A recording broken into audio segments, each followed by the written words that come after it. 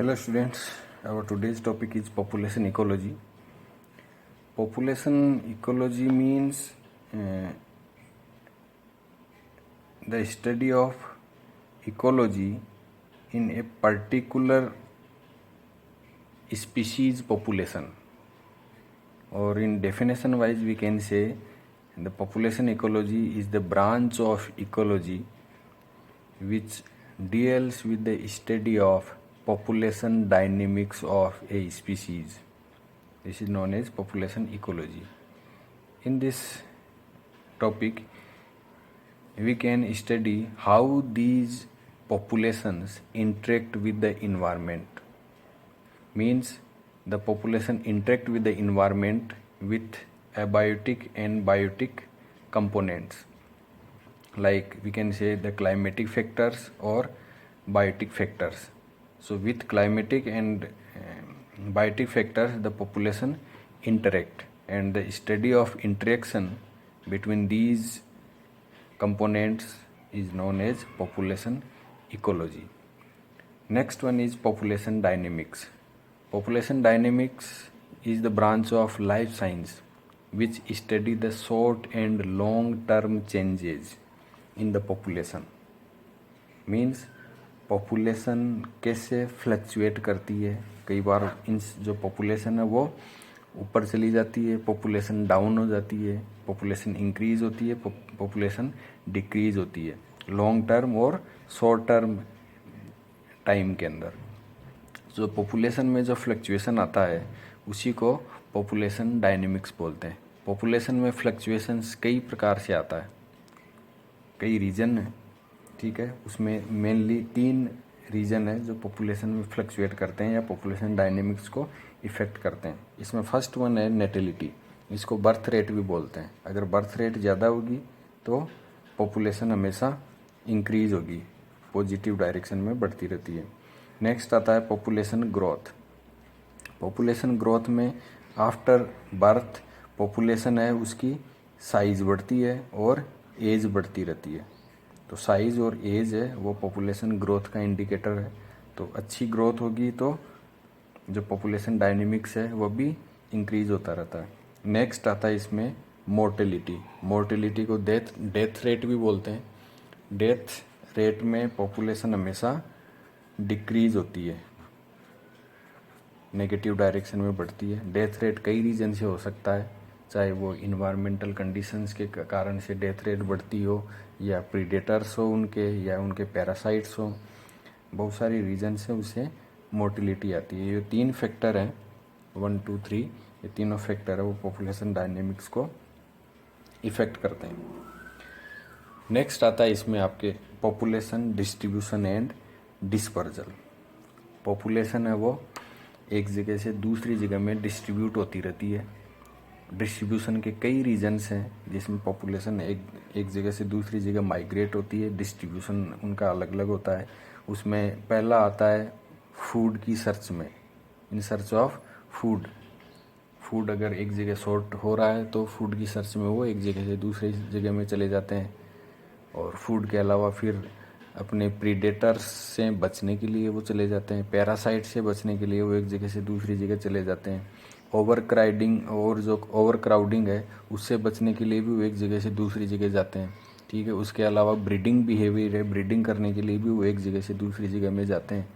अगर favourable condition नहीं है ब्रीडिंग के लिए तो वो दूसरी जगह में जाना पसंद करेंगे. उसी में डिस्ट्रीब्यूशन और डिस्पर्जल है वो इफेक्ट होता है.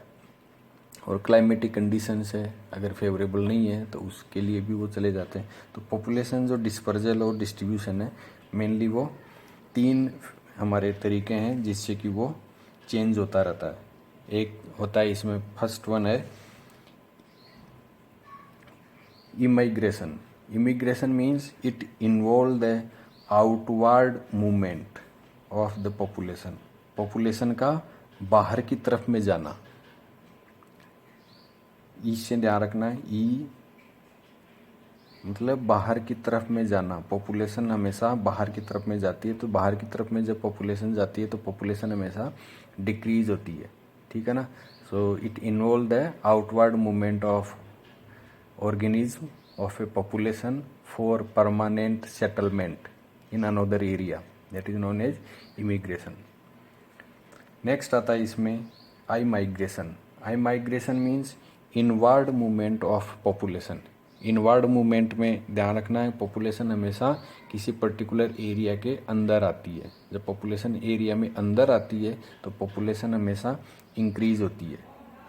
ठीक है, तो ये आई माइग्रेशन है. थर्ड आता है इसमें माइग्रेशन. माइग्रेशन हमेशा ध्यान रखना है मास मूवमेंट में होता है. बहुत सारे इंडिविजुअल्स हैं पॉपुलेशन के, वो इंडिविजुअल आपस में एक साथ किसी दूसरी जगह में मूव करते हैं, चले जाते हैं. चाहे वो फूड की सर्च में जाते हो या फिर फेवरेबल कंडीशन है उसकी तलाश में एक जगह से दूसरी जगह जाते हो, तो अपने ओरिजिनल एरिया को छोड़कर किसी दूसरे एरिया में जाना, उसी को माइग्रेशन बोलते हैं. अपने ओरिजिनल एरिया को छोड़कर किसी दूसरे एरिया में जाना, that is known as migration. तो ये 3 है जो. और सीजनल माइग्रेशन भी किसी स्पीशीज़ में चलता है और सीजनल के बाद फिर वो वापस अपने जगह में वापस आ जाती है. ठीक है, तो माइग्रेशन है वो परमानेंट भी हो सकता है और टेम्परेरी भी हो सकता है.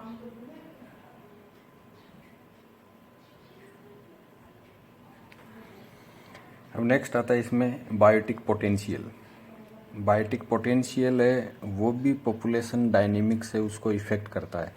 बायोटिक पोटेंशियल का सीधा सीधा मतलब होता है कि reproductive capacity.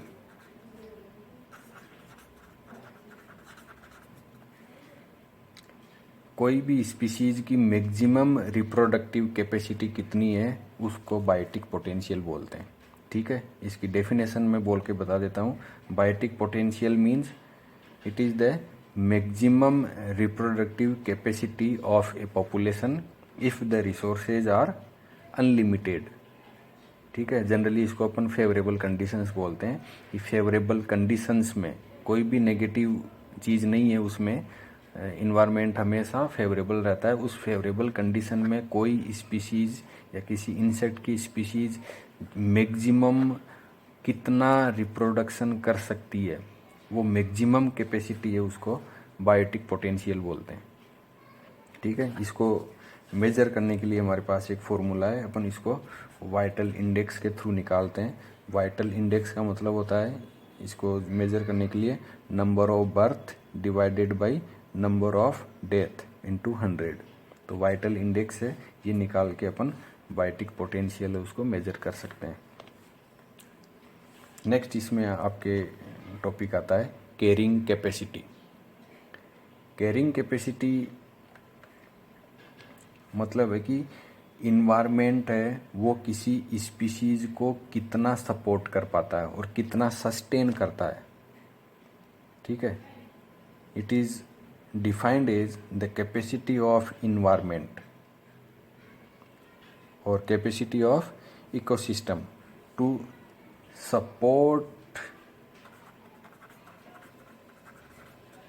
support and sustain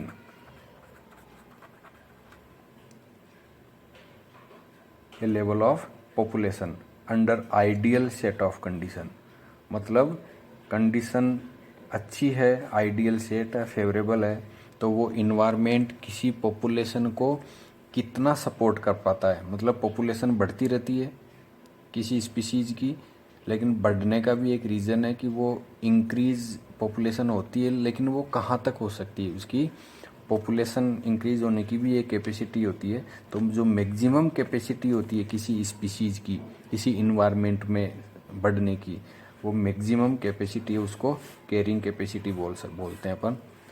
generally अपन इसको एक सिग्मोइड कर्व के थ्रू आता है और एक सिग्मोइड कर्व आने के बाद ये इन्वायरमेंट पर पॉपुलेशन है वो बढ़ती रहती है, लेकिन एक लिमिट आती है, उस लिमिट में आके वो उससे ज़्यादा नहीं बढ़ सकती क्योंकि स्पेस की कमी हो जाती है, फूड की कमी हो जाती है, या और भी कोई फैक्टर्स हैं जो कि पॉपुलेशन को एसेंशियल रिक्वायरमेंट में आते हैं, उनकी शॉर्टेज हो जाती है. तो उनकी जब शॉर्टेज हो जाती है इन्वायरमेंट में या इकोसिस्टम में, तो पॉपुलेशन एक स्टेडी स्टेट में आती है.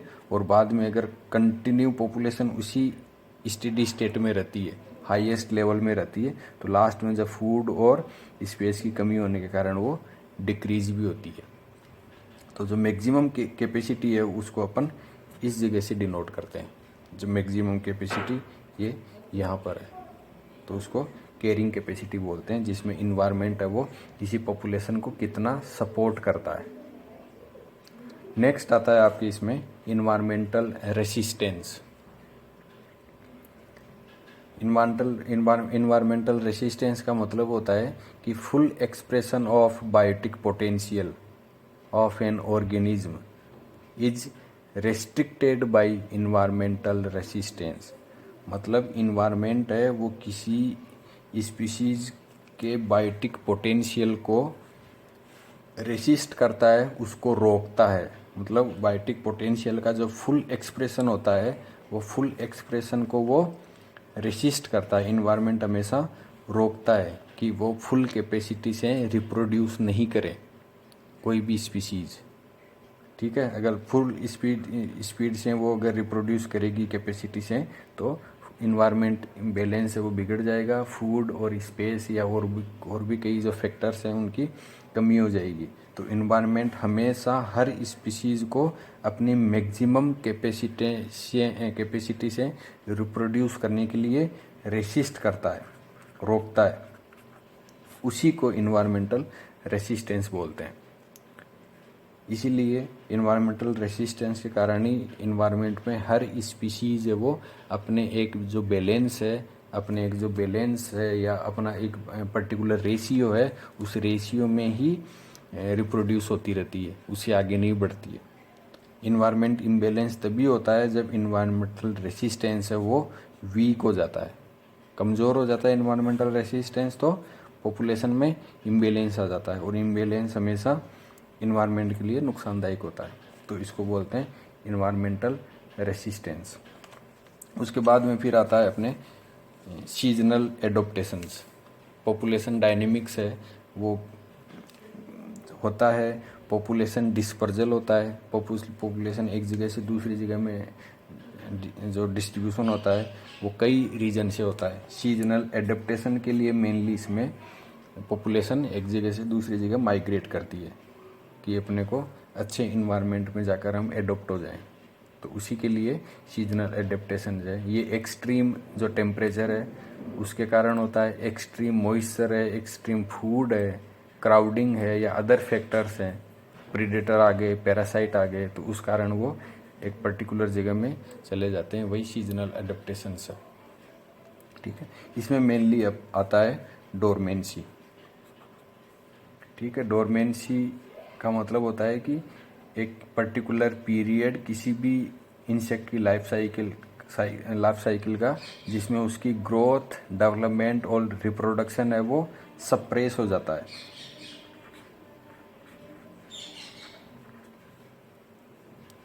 ग्रोथ है वो सप्रेस्ड हो जाती है, डेवलपमेंट उसका सप्रेस हो जाता है, तो उस कंडीशन को अपन बोलते हैं डोरमेंसी। ठीक है, इसमें 4 तरीके के एडेप्टेशंस होते हैं। एक समर में होता है, उसको एस्टिवेशन बोलते हैं। ठीक है, एक स्प्रिंग फाल के अंदर होता है, फाल सीजन में, उसको ऑटोमनल डोरमेंसी बोलते हैं। विंटर के अंदर होता है, उसको हाइबरनेशन बोलते हैं। और स्प्रिंग सीजन में जब होता है उसको वर्नल डोरमेंसी बोलते हैं। ये 4 हैं, ये आपके नोट्स में ऑलरेडी दिए हुए हैं, आप नोट्स से देख सकते हैं डिटेल इनकी। नेक्स्ट इसमें आता है डाइपोज। डाइपोज का मतलब होता है कि एक फिजियोलॉजिकल स्टेट होती है किसी भी इंसेक्ट के लाइफ साइकिल में, जिसमें उसकी मेटाबॉलिक एक्टिविटीज़ है या उसकी ग्रोथ है, डेवलपमेंट है, वो अरेस्ट हो जाता है। मतलब जहाँ है वहीं का वहीं रुक जाएगा, आगे कोई डेवलपमेंट नहीं होगा। अगर वो इंसेक्ट अगर लार्वल स्टेज में है तो वो लार्वल स्टेज में ही रहेगा, मतलब वो डाइपोज है वो लार्वल स्टेज में ही करेगा। वो 6 महीने या 1 साल के लिए वो लार्वल स्टेज में ही पड़ा रहेगा। तो वो जो मेटाबॉलिक एक्टिविटी है वो अरेस्ट हो जाती है, उसी फिजियोलॉजिकल कंडीशन को डाइपोज बोलते हैं। इसमें अलग अलग इंसेक्ट में अलग अलग स्टेज में डाइपोज होता है। किसी इंसेक्ट में एग स्टेज में डाइपोज होता है, किसी में लार्वल स्टेज में डाइपोज होता है, किसी में प्यूपल स्टेज में डाइपोज होता है, और कोई कोई इंसेक्ट है वो एडल्ट स्टेज में डाइपोज करते हैं। ठीक है ना। तो डाइपोज का मतलब होता है कि फिजियोलॉजिकल जो एक्टिविटीज़ है वो अरेस्ट हो जाती है, सीज हो जाती है, जहाँ जहाँ है कहीं की वहीं के वहीं रुक जाती है। नेक्स्ट इसमें आता है आपके इकोटाइप। इकोटाइप का मतलब है कि कोई भी स्पीशीज़ है वो एक पर्टिकुलर जोग्राफिकल एरिया है उसके लिए हाईली अडेप्ट हो जाती है। कुछ ऐसा इन्वायरमेंटल कंडीशन बनती है जिसमें कई बार जो कंडीशन है वो हार्श हो जाती है, बहुत ही ख़राब हो जाती है, लेकिन कोई पॉपुलेशन है, सब पूरी पॉपुलेशन नहीं, कुछ सम पार्ट ऑफ पॉपुलेशन वो उस पर्टिकुलर जोग्राफिकल एरिया के लिए एडॉप्ट कर लेती है अपने आप को। तो जो स्पीशीज़ है वो, या जो इंडिविजुअल्स है, या जो मेंबर्स हैं, या जो पार्ट ऑफ पॉपुलेशन है, वो किसी पर्टिकुलर एरिया में या एडवर्स इन्वायरमेंटल कंडीशन में अपने आप को एडॉप्ट कर लेती है, उस पॉपुलेशन को इकोटाइप बोलते हैं। ठीक है, तो वही इकोटाइप है। तो कई बार कुछ इंसेक्ट हैं वो हाई टेम्परेचर के अंदर अपने आप को एडॉप्ट कर लेते हैं, तो वो जो इंसेक्ट की स्पीशीज़ है वो इकोटाइप है, पर्टिकुलर इकोलॉजिकल जो कंडीशंस है उसके लिए अपने आप को एडॉप्ट कर लेती है, तो वो इकोटाइप है। तो ये आपके आज के टॉपिक था, इसमें population dynamics, population ecology, dispersal, distribution, उसमें ये मेजर जो टर्म्स थी वो मैंने आपको बता दी। डिटेल है वो आप नोट्स से स्टडी कर सकते हैं, और कोई भी क्यूरीज है वो आप क्यूरीज व्हाट्सएप के थ्रू या फोनिकली आप कंसल्ट कर सकते हैं। Thank you.